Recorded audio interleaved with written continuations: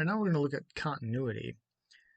So a definition of continuity that we would have in general for a function would be if we have the value existing, the limit existing, and the limit equaling that value. That's a general definition of how continuity works just in calculus. Here, we're doing the same thing, only in place of those three things. Now we're dealing with the vector r at a given a. So if something is continuous at a vector, we have to have the value existing. So if we have a situation where it's undefined, it doesn't work. Also, this limit has to exist. Limit of the function at that value a has to exist, and they have to equal each other.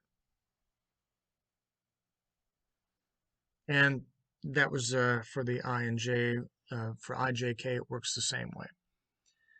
So I've grabbed a problem that's just got an I and a j, number 6 from your suggested homework. So first we want to evaluate the limits. We're actually doing part 2 here. That's okay. We're going to do a. So the limit of that, limit as t approaches -3 of r of t.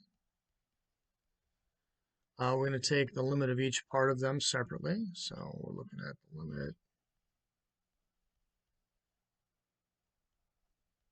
of t, which is our x function, and limit of our y function, which is t squared plus 1.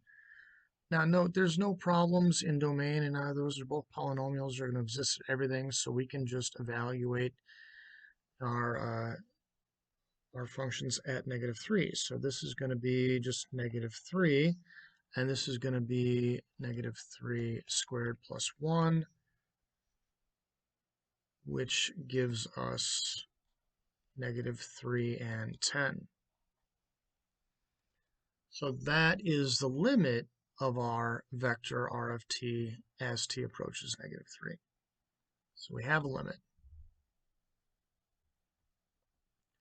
We want to evaluate the vector at -3, so that's part B.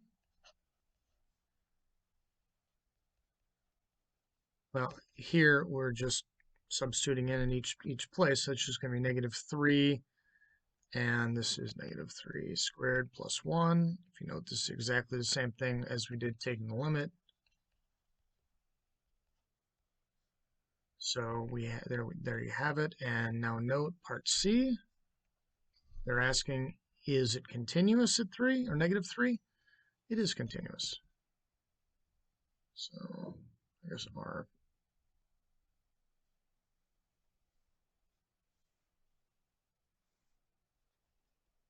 of t is continuous at -3, since limit equals the value there.